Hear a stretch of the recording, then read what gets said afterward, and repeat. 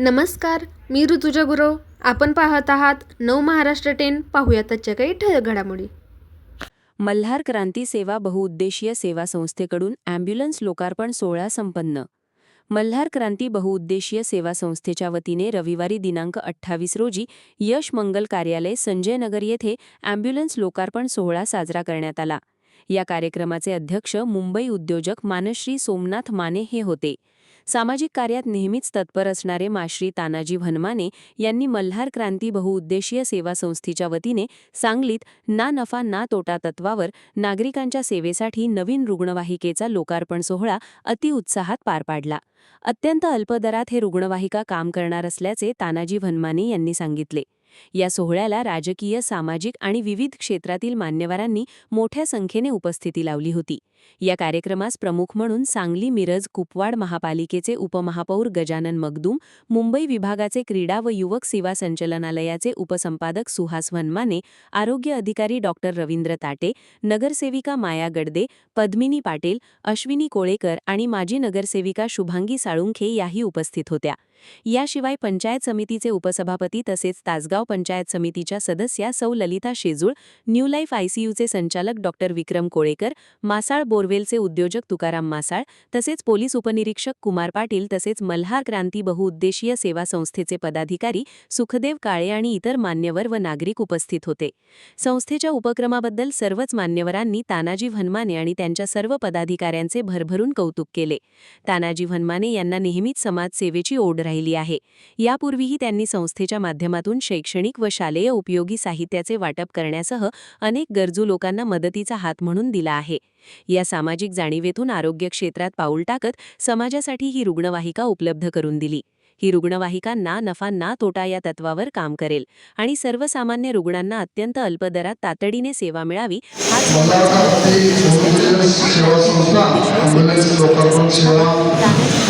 या सोहळ्यासाठी सर्व व्यासपीठ व या क्रांती सेवा संस्थेचे अध्यक्ष तानाजी भनमाने यांना खरोखरच तानाजी भनमाने अध्यक्ष धडपडीचा कार्यकर्ता आहे.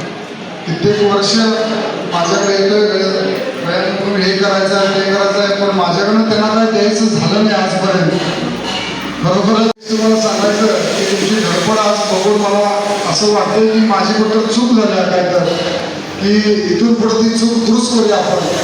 महापालिकेच्या माध्यमातून किंवा माझ्या वैयक्तिक काय तुम्हाला तुमच्या संस्थेसाठी काय लागत असेल किंवा महापालिकेला काय मदत लागत असेल तर आपली सत्ता आहे, आम्ही त्या पदावरती आहे. तोपर्यंत तुम्हाला काय तुमच्या संस्थेसाठी काय करायचं असेल तर करून घ्या. सामान्य आमच्या सदस्यांना विनंती आहे की हा कार्यक्रम पूर्ण करून ॲम्ब्युलन्सचं उद्घाटन करा आणि मग जाऊ अशी विनंती थांबतो. जय मग रुग्णवाहिकेची गरज असते आणि अशा ह्याच्यातच तानाजी दादांनी चांगलं काम समाजसेवेसाठी केलेलं आहे. एखादी वाहिका म्हटलं तर एक जीव वाचवावा, त्याचा जीव वाचेल अशी ती एक गाडी म्हणायला पाहिजे आणि असे कार्य त्यांचं खूप आहे.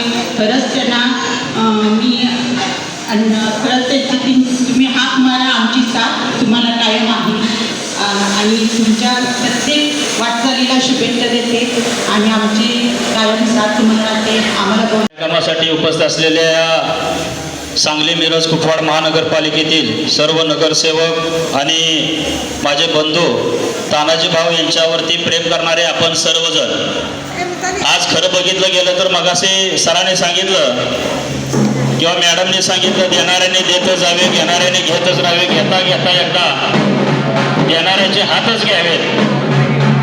या म्हणीप्रमाणे तानाजी भाऊने एक सामान्य कुटुंबामध्ये जन्म घेतलेले तानाजी भाऊ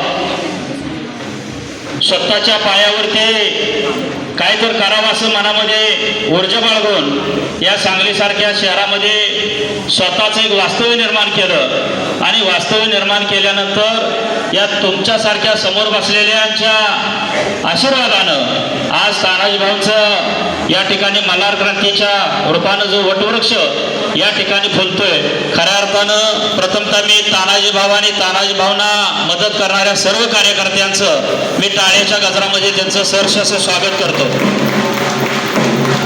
आपल्या सर्वांना माहीत आहे